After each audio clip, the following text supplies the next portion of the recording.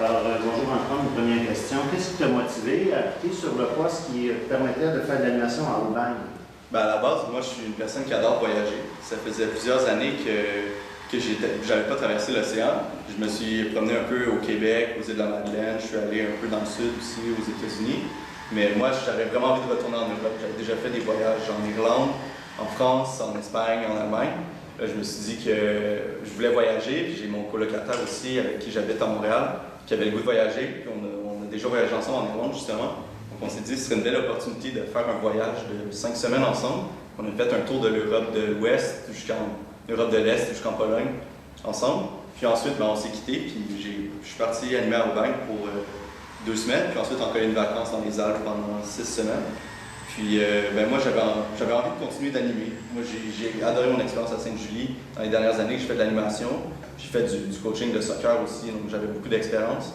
Puis je me suis dit que ça serait le fun de voir comment ça se fait en France, puis comment ça se fait ailleurs. Puis j'ai fait le bon choix. Puis après tes 2 semaines à la Cléa, tu es allé à Saint-Vincent-les-Forts, c'est Ouais. ça? Raconte-nous ton expérience.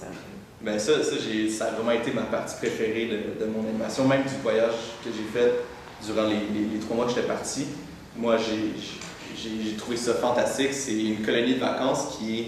En fait, anciennement, c'était une prison qui a été transformée en caserne de pompiers, qui, à la suite de ça, a été transformée en colonie de vacances. Donc, ça se situe dans les Hautes-Alpes. C'est pratiquement en haut de la montagne. On est sur le bord de la vallée de l'Ubaye, parce que l'Ubaye, c'est une rivière qui coule, puis il y a des montagnes qui l'encerclent, cette rivière-là, sur un long trajet.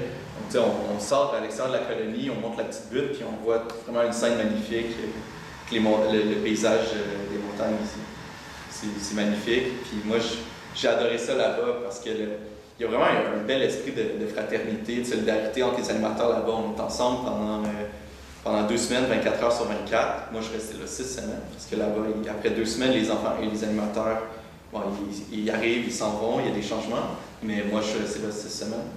Et comment tu as vécu le choc culturel des accents québécois et français?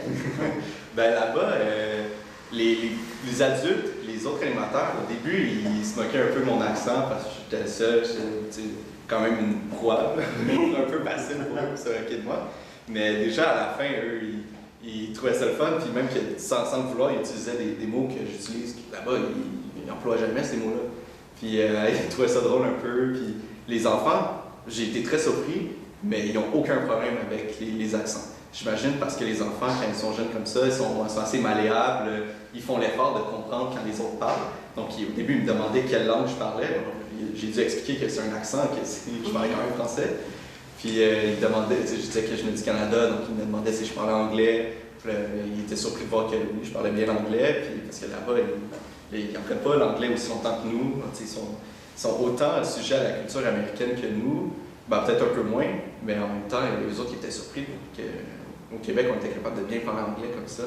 Donc ça a été bien le fun.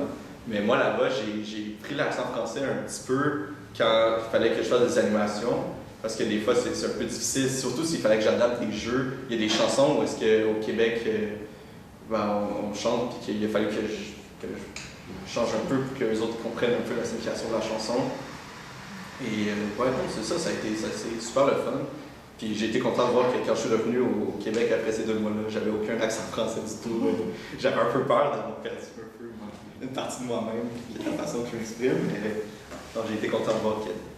Comment tu vois l'avenir de notre échange étudiant au Bagne Sainte-Julie, avec l'expérience qu'on a maintenant? Moi, je suis assez optimiste, au sens où s'il y a des bons animateurs qui sont toujours là chaque année, des 2 côtés, pour donner envie aux gens qui fréquentent. Par exemple, si moi, j'ai donné envie aux gens de France de faire l'échange, ben oui, ils vont le faire eux, puis ils vont être motivés. À leur tour, ils vont venir peut-être ici, puis ils vont motiver des gens de Sainte-Julie à peut-être y aller l'année prochaine.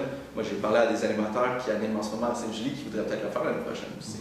Tellement que j'ai raconté ça, puis tellement ils ont trouvé ça fou ce que j'ai fait là-bas. Ils veulent peut-être tenter leur chance aussi.